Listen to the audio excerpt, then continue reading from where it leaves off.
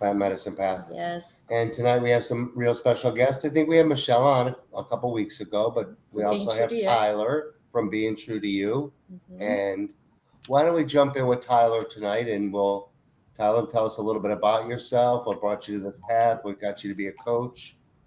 Let's hear your story. Hear your story. All the good stuff. Yeah. So I live in San Diego. I moved out here about almost 9 years ago. I'm from the Philadelphia area. And yeah, I mean, a pretty hard addiction is what brought me into this path. It's also what brought me out to San Diego. So I had a pretty hard road in my 20s with heroin addiction. And have also gone through many different like rehabs, like worked 12 steps a whole bunch of times, and just like wasn't really getting it. And I would say that with the heroin addiction, I was around 30, and I kind of had it. I went to a rehab outside of Philly, and I moved out to San Diego right afterwards. And I was good out here for about a year. I was clean. I was going through 12 steps for like the first 3 months. I've never been to San Diego before, so 12 steps were great. It really helped me kind of acclimate. And then I started getting into, I started getting kind of discontent again. And I was getting into podcasts that talked about like Dr. Dan Engel, Aubrey Marcus, Joe Rogan, talking about psychedelics. Therapeutically, I started hearing Ibogaine and hearing about Ibogaine. And yeah, it just kind of sparked my interest. And I will say about a year out here, I ended up getting like a pretty hard addiction to Kratom. I started using Kratom after a surgery instead of painkillers. And I wasn't aware of the addiction elements of Kratom at the time. And I got really spun out on Kratom. And I ended up doing Ibogaine to get off of Kratom. And I had to do it twice, actually, to get off of Kratom. And yeah, living in San Diego, I went back to school. I was down here during that time that I was clean.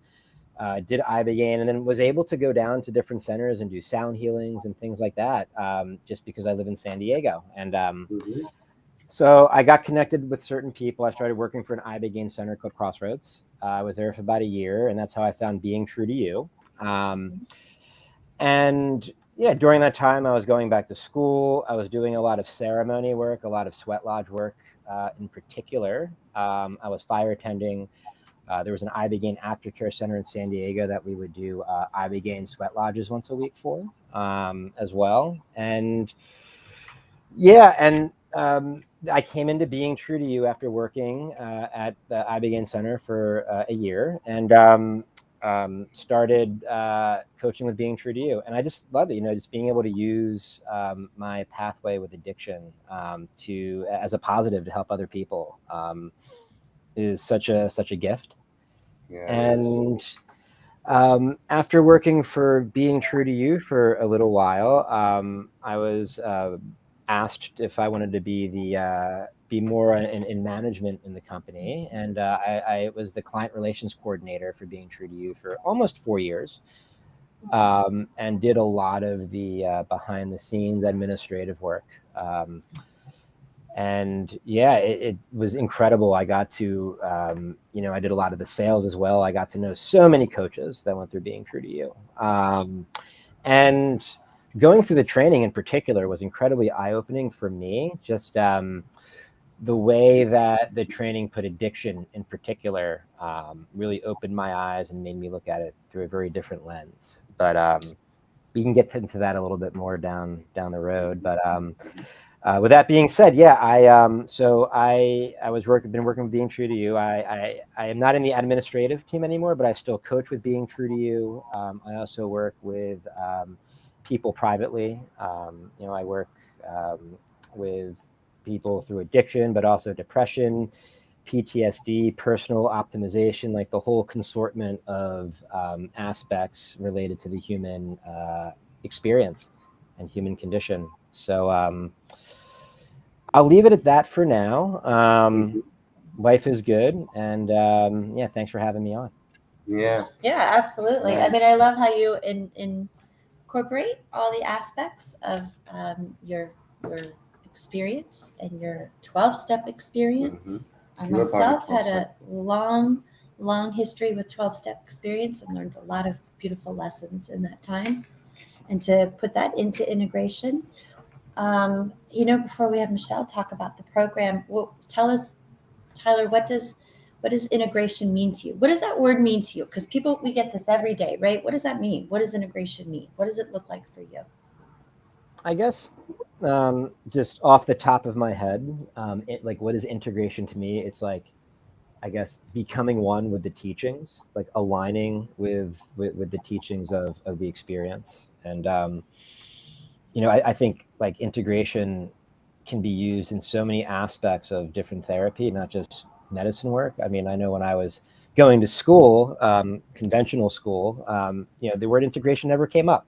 People would have these therapy sessions, whether like cognitive behavioral therapy or just going into like psychotherapy sessions. And, there wasn't much emphasis on like what happened in between those therapy sessions. It's just about like theory and just kind of like that type of thing. But to me, it's really and those therapy sessions can be the medicine sessions. That's where the insights kind of come through. But then it's how do we apply them to our day-to-day life and become one with those and align. And so the word, I guess, like harmony comes to mind when I think of integration as well. So yeah, I mean, I think it is a buzzword nowadays, and it's very broad. And we say integration, and it's like what is that? And I mean, I think there's different layers of integration, maybe. So like, yeah, somebody comes out of a psychedelic experience. Let's say there's like the landing. So like, what are they doing to land? Maybe that could be like acupuncture. That could be like massage.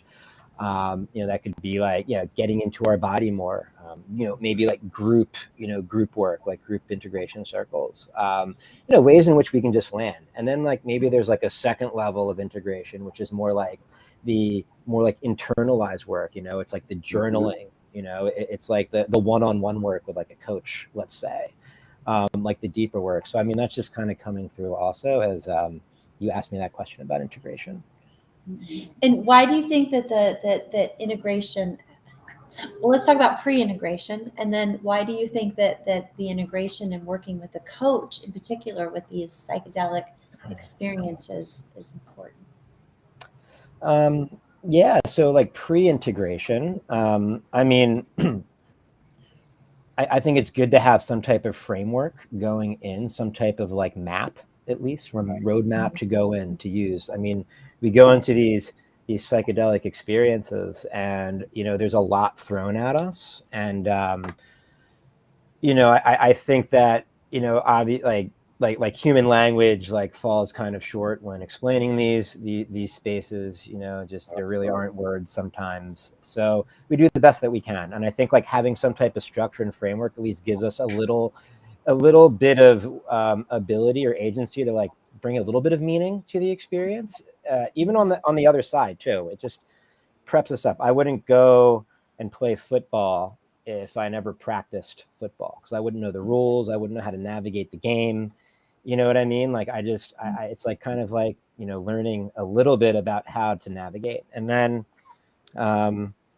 what was this? You talked about pre-integration. Then there was a follow-up question. What was right? Just the integration itself. Why do you think it's a good idea to work with a one-on-one coach? Right. Okay. Why is it good? So, I think about the word like integration, and like to become one with, or to come to like align with the teachings, right? And I think about our society is kind of set up, our Western society is kind of set up in like an anti-integrative type of way. We are kind of like conditioned to like do as much as we can in a day, like get as much done as possible. Like that equals like success and all that. And like that kind of trains me to think about multitask and think about like 100 things at once. Right. And, if I'm thinking like so fast, then, it's kind of like my mind's fractured into all these different thoughts, and it kind of undermines like becoming one and like aligning and being kind of present with the experience.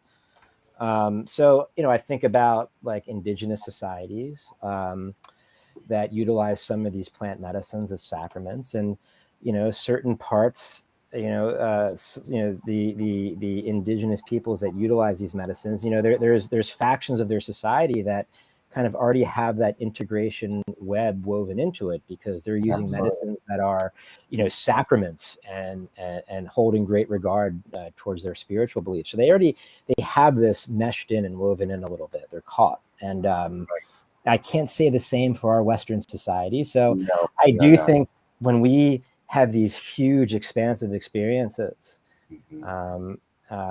and then like come back to like that very like conditioned, we get back into like all like the stressors, all of the cues that kind of get into this like way of being that we were before the medicine. And it can be really easy to kind of click back into those old patterns. So to have an integration coach firstly helps with accountability. It helps just like leave breadcrumbs back to the experience to allow more like alignment. And it also allows like a a different perspective on some of what comes through as they share it, with somebody. So definitely, it definitely allows you that guidance when you come off these journeys. And your story is very similar to mine with the addictions and how we got to this path. And lately it's come full-blown circle how men on this path like me and you, and how we accept a lot of these traumas and how we move forward and how we deal with them. I think it's a subject that we don't talk about a lot, and I think it's a overlooked subject because men's traumas are dealt with in a really different format than I think our women's, because we tend to hide. And how do you work with men different than you do women? Or do you work differently? I would say I look at culture and or society, and I see how society kind of influences like what it is to be a man and like kind of like what it is to be a woman in a very general type of way. So as Mark was alluding to, like the way that men deal with trauma. Well, I just know like the way that I was kind of brought up and what I saw through movies and just kind of like what society told me to be. It's like a man doesn't share emotion. A man doesn't, ask for help. So with that kind of idea, like a beautiful thing about psychedelics is it kind of like shatters our identity in a lot of ways. It really and does. Like kind of like the cultural norms and societal norms. So I think about like addiction and through a much broader lens. And I think we can very much be addicted to like our identity in a lot of ways. It's like, for instance, so I'm a man and I'm told that I'm not supposed to ask for help or, I'm supposed to do it all on my own. And I have this issue that's like really, really bothering me and I can't figure it out, but I'm holding it in. And, I have this identity of like, I'm this really strong man. Like I'm holding it in. I'm not asking for help. I can handle it. I'm strong. And, to me, like addiction, like what that word means to me is like any habitual behavior or thought process that has a negative effect on our lives. Otherwise, it's a healthy behavior, a healthy habit, to me, that's, and I think the word addiction, like I think is a very unique relationship that everyone has in their own way with it. But with all of that being said, and this is, I'm kind of giving you like what I think about when working with a man a little bit more than a woman, but like how, so I'm not going to ask for help because I'm a man and I'm strong. So it feels good. Like I'm getting feedback. I'm getting rewarded internally. I'm getting like hit like through the serotonergic system. Like I'm getting like those innate rewards of, yeah, you're strong. You're aligning with the identity that you have, that makes you who, feel connected to who you are. Right. So I asked them, we get into like vulnerability and the power of vulnerability and like, how is that helping them? And it kind of, so it's like what's mine, what's my identity, what are my values, and what's society's, and kind of separating the two, and finding more of our internal kind of compass in a lot of these things. So those are like ways in which I would maybe work with like a man and a woman. I mean, I'll kind of probably come at it the same way to a degree. Right. So, which sort of leads us into bringing Michelle into the conversation is learning from being true to you, getting certified from being true to you, how to, what do we hear all the time from you guys? Meeting people where they are. Yeah. Can you tell us about that, Michelle?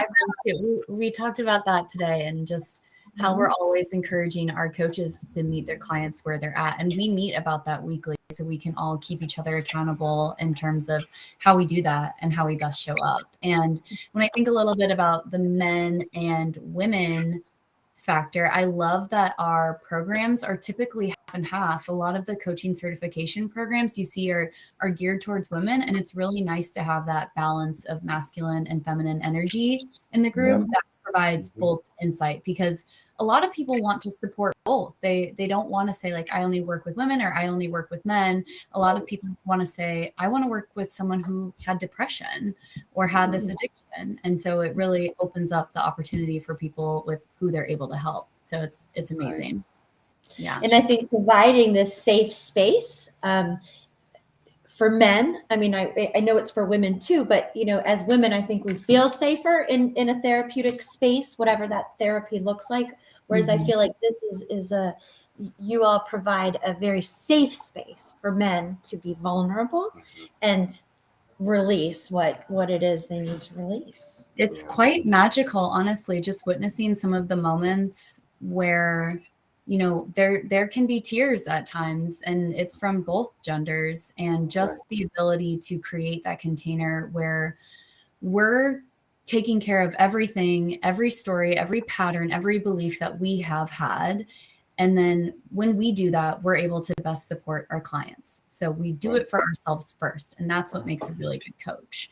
And I mean, in these meetings, they get very vulnerable. And we provide support outside of the meetings as well, because we know stuff is going to come up, and we want it to, because if it's coming up, it's coming out. And we just know that it's so important to take a look at those deep, dark things that you've been avoiding for so long in order to really help someone else who's had a similar experience. Right. So do you all find that I'm sorry, I know I have a bajillion questions. I just love this. I do. Mark and I think integration is the most important part of this. I mean, that's why we started the whole plant medicine path. Yeah. But do you find that man, now I just lost my train of thought. Same. Yeah, I think it's so important what is happening here. I really do. Especially the integration part. These addictions and why we come to all these medicines, I feel, is everything for me. I feel it's childhood. I don't know. I think these are mostly childhood wounds, and it's really hard for us to face those wounds. And integration plays the biggest key and the biggest role. Even if you do things one-on-one, or if you do them in group settings, if you don't get to that pain, there's no satisfaction, I guess. So that pain has to be relieved. That pain has to come out. And I think over the years we bury that pain. And I know for a fact we bury that pain in our bodies, and our bodies hold that trauma. And there's no way to get to that trauma without releasing that trauma. And our mind after a while doesn't know how to do that. Our body just reacts. And we need a process, and we need people to help us through that process. Yeah, for sure. So I thought of it. Yeah. What is it? So I was thinking when we were talking about holding space, how do you support your coaches? Because I imagine that you all holding space as coaches, a lot comes up as well. I would imagine. I mean, I know volunteering, holding space literally in ceremony. I have my own ceremony. So how do you support your coaches, and do you feel supported? So much. Yes. And it starts from the very first email when someone contacts us. Like when you first reach out to Being True to You, we're inviting you into this community, and we hold space for people who are interested in our program, and we hold space for people who completed our program and want to send their mom through it or their sister. And what I love about the community is that everyone is interested to an extent in coaching, and they know that they're here to help someone in some way. We also have a lot of people who are like, I don't know if I want to be a coach, but this program sounds kind of cool. I'm really interested in psychedelics. And those people come through and they're like, wow, because we create such an amazing space for them to really get in. And that's what we teach, is for people to think for themselves and really not look to external sources to find whatever it is that they need. And it's amazing. I mean, it's an integration program. So while you're going through that, you're integrating yourself. Yeah. So And when you get a group of people who have done the work and continue to do the work, plus a group of people who are committed to doing the work, like so much can be accomplished. And it's truly magical just witnessing the energy that comes from these calls every single time. It's amazing. Right. I think what's really magical too is, I think Deanna talked a few weeks ago about starting to integrate family members into this process. Yes. That is magical. Very cool stuff there.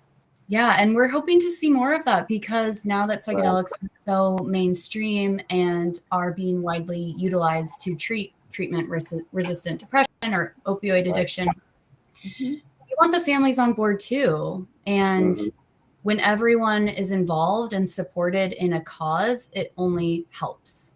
And we have really good conversations with family members just to kind of explain the process, how long they can expect it to take, and how they can best support, which is all they want to do. I love that so much. What do you think about that, Tyler? You like that family Bringing concept? the family in? Oh, absolutely. I actually do a lot of work with families in like the addiction paradigm, and it's pretty incredible, the success rate, I would say, when family members are involved and doing the work themselves. I mean, there's a lot of really interesting dynamics that play out in family, and we can identify like different roles within the family members and how they help or how they protect the situation. It's really interesting, but ultimately, firstly, it's when someone who's addicted, they start seeing their parents, let's say, like work with a coach and start doing the work as well. Firstly, the parents know now how to show up for the person addicted, their child, more so, like they know when to give and provide that softness, and when to maybe be a little bit more stern, and they have more ability in discerning when and when not to do that. Also, I just think there's just something within the energetics of the dynamic where when multiple people are starting to work on themselves, like that's felt, and they start supporting each other, and it's pretty remarkable. We have our like individual wounds, and then we have our family wounds. Right. And if we really want to get into it, we have like our collective human wounds, as well. But so definitely. Isn't it all lineage though? Doesn't it all come down from lineage? I would say so. For me, I feel there's a lot. Trauma. Sometimes I think about like fear, like at its core, it is. Let me back up, I guess, like around depression, around addiction, around these things that we use to protect something deeper within us, which is mostly, I think, like you alluded to it, Mark, like these things that we're protecting, these wounds are activated by trauma. But I would say like there may be like some core wounds, like beneath the trauma, I think about, these core wounds that we might have, like these fears, really, like fear of rejection, fear of judgment, fear of not being enough. And I think you hit it, Mark, as far as like coming down through like lineage. I think back to like millennia ago when we were like hunter-gatherer societies, like these collectivist societies that would come together and help each other build structures and take down the woolly mammoth to feed each other. And if somebody got rejected from the society back then, I mean, they would die. We were much stronger in packs. And I would say that fear of rejection potentially has evolved with us through our human evolution to the current day, the current moment. But today, like a lot of our basic needs, most of our basic needs are met. We don't have to worry about taking down the beast to feed each other, so to speak. But that fear of like rejection and judgment, it is still very much there. And I think these traumas can activate those feelings of like not being worthy, for the life that I have, or so yeah, I mean, those like kind of core wounds or core fears that I would say are associated with more of like the collective experience that, yeah, I mean, most certainly has been passed down. Well, and I feel like what's really cool is when you start to do this work, you can actually notice, like, is this mine? And you can really see, you can actually see, like, is this mine? And if no, like, what can I do right now? And that's just another beautiful result of really focusing on your upbringing and stories you've told yourself and how you want to change those stories. And we give people the opportunity to do that. Because they're stories. Yeah. And they're just playing. Change it. Yeah. Write a new one. You guys, I could seriously talk. We could talk about this all night. Fear definitely keeps us from evolving. So let's cover real quick before we have to go, because we will always continue this conversation with you guys. But let's talk about the course that you have coming up soon. Yeah, I'd love to. So we have a coach training certification program. Our first lecture is on September 12th. We have our orientation on September 7th, and I'm like super excited. We have an amazing group so far. And honestly, we're looking for people who are really interested in supporting others in their transformation journey. So we have all types of people taking the program. We have veterans, we have firefighters, we have an MMA fighter who just signed up, and all types of different people who are so committed to transformation and looking at our world in a different way and knowing that there are alternative options to changing how you feel. And it's 5.5 months. We meet twice a week. It's amazing, as Tyler can attest to. And it's just the best thing ever. And if you comment on this video, I'll message you and tell you a little bit more about the program. And I'd love to hop on a call with anyone who's interested just to chat a little bit more. It is a beautiful program. It really, really is. Did you feel well supported, Tyler, through you've been there a while now. Yeah. So obviously you have, but. Yeah, I mean, when I took the training, it's evolved so much. And the really cool thing about the training is that Deanne comes in every like couple years, and she adds like material to the training as new research comes out, new theories come out. So it's ever evolving as well. The more that we discover about addiction, PTSD, is just like the human condition in general. I like to I felt incredibly supported when I went through the training, and it's what they have now is just incredible. They have like mentor coaches that support each trainee as they go through the training. So you have this really beautiful container going through it with the group, but then you have a mentor coach that you check in with throughout the training for a little bit more personalized attention. And yeah, I mean, when I was bringing people into the training, I would say one of the coolest and most, I say the most common testimonies that I would hear is that people were very much like taken by surprise as to how much of a transformational experience it was for them personally and what came up for them. And then also the way that the training was held, that they were able to process and like work through like what came up for them. So, people take this training to do this work and work with others and like support people through not just like the psychedelic process, but like the transformational process, not always utilizing psychedelic medicines. Right. Right. It was just, I felt very, very much held through the entire experience, and just, the friendships that I made through it. I would say also the community that I was able to tap into afterwards. So you have like the training, and then you have this really incredible community that, spans all around the globe. I mean, hundreds and hundreds of people. They have weekly meetings, like a men's group, psychedelic integration group, different workshops as well.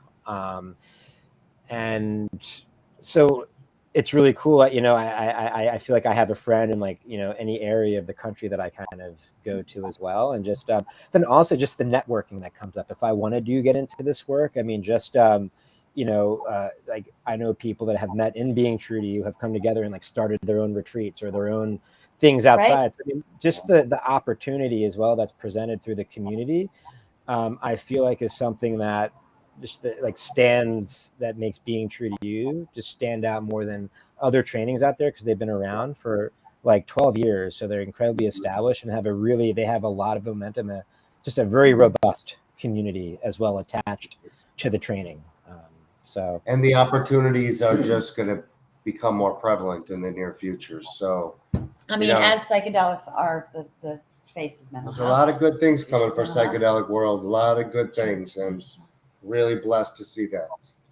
We're so grateful for you guys coming on and for this new program. For anyone that's interested in doing it, just reach out here to Michelle or to Tyler or to us at the Plant Medicine Path. We support you guys 1,000% and are so grateful for what you're doing. So grateful. Yeah, integration's everything to us. Right back at you. The Plant Medicine Path, like what you guys are doing also, and creating just more resources for support. I mean, just right back at the two of you. So, you know, just much love. Yeah, thank much you love both to you. so much. We love these connections we're making, because it goes beyond this, right? So we're creating community. Yeah, that's right. Thank you so much, both of you. We appreciate you, and we'll talk again soon. Sounds Ciao. good. Thank you.